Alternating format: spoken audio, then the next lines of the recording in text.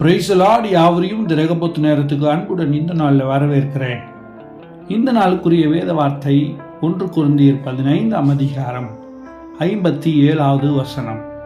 நமக்கு ஜெயம் கொடுக்கிற தேவனுக்கு ஸ்தோத்திரம் என்று இந்த வேத பகுதி சொல்லுகிறது. நம் வாழ்க்கையில அதிகமாய் விரும்புகிற ஒரு காரியம் வெற்றியுள்ள வாழ்க்கை. யாரும் தோல்வியை விரும்புகிறதில்லை. படிப்புல ஆகட்டும், வேலையில் ஆகட்டும், பிஸ்னஸ்ல ஆகட்டும், வாழ்க்கையில ஆகட்டும், நம் போகிற சில நேரத்தில் வாகனங்களை ஓட்டுறோம். அந்த வாகனத்தை ஓட்டும் போது கூட நம்மளை யாராவது மிந்திட்டு போயிட்டாங்க அப்படின்னா அவர்களை எப்படியாவது நம்ம மிந்தணும் அப்படின்னு, ஜெயம் எடுக்கணும் அப்படின்னு நம்ம போட்டியே இல்லைனாலும் போட்டியை உருவாக்கி விடுகிறோம். அப்போ நம்ம வாழ்க்கையில் நிறைய போட்டிகள் இருக்கு. நாம் சந்திக்கிற மனுஷர்கள் மத்தியில் அநேகர் நம்மளோடு கூட போட்டி போடுகிறார்கள். எங்கெல்லாம் பார்க்குறோமோ அங்கெல்லாம் போட்டி. படிப்பில், வேலையில், பிஸ்னஸில், எல்லா காரியத்திலும் நம்ம யாருன்னே தெரியாது, திடீரென்று நம்ம கூட ஒரு போட்டி போடுவாங்க.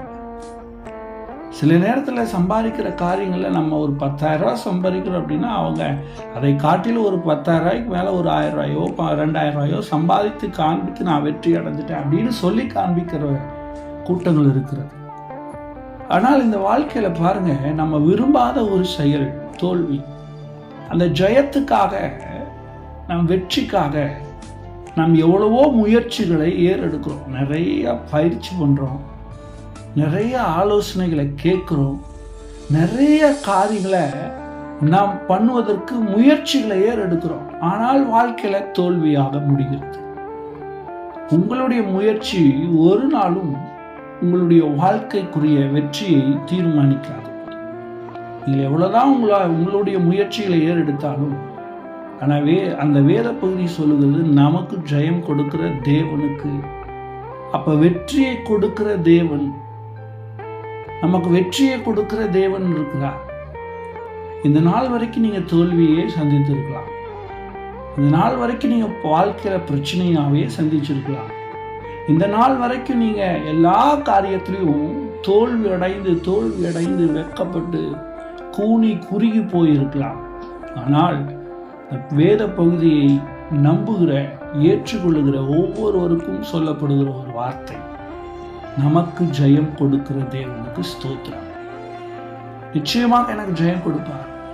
எனக்கு ஜெயம் கொடுக்கிறவர் அவர். அவருக்கு ஸ்தோத்திரம், அவருக்கு நன்றி. எந்த காரியமா இருந்தாலும் ஆண்டவருக்கு நன்றி சொல்லுங்க.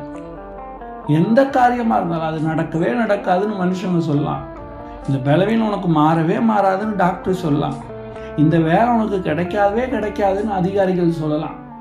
இந்த படிப்பு உன்னால் படிக்கவே முடியாது அப்படின்னு எத்தனையோ பேர் உங்களை மட்டம் தட்டலாம். ஆனால் அந்த வார்த்தைகள்லாம் நான் நம்பாதபடி எனக்கு ஜெயம் கொடுக்கிறவர் என் தேவனாகிய கர்த்தர் என்று நாம் தீர்மானிப்போம். கண்களை மூடி நாம் ஜெபிக்கலாமா?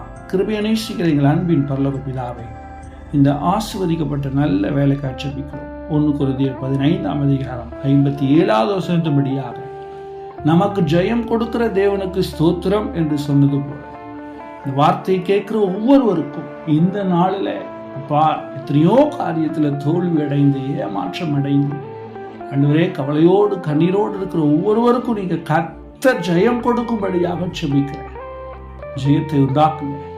ஜெயத்தை உண்டாக்குனதுக்காய் ஸ்தோத்திரம். எல்லா காரியத்திலும் ஜெயத்தை வைத்ததுக்காய் ஸ்தோத்திரம். ஆசீர்வதிங்க, வழி நடத்துங்க. மீட்புரை சும ஜெபிக்கிறோம் எங்க நல்ல பிதாவே. ஆமென், ஆமென், ஆமென். God bless you. கர்த்தர் உங்களை ஜெயத்தின் பாதையில் நடத்துவாராக.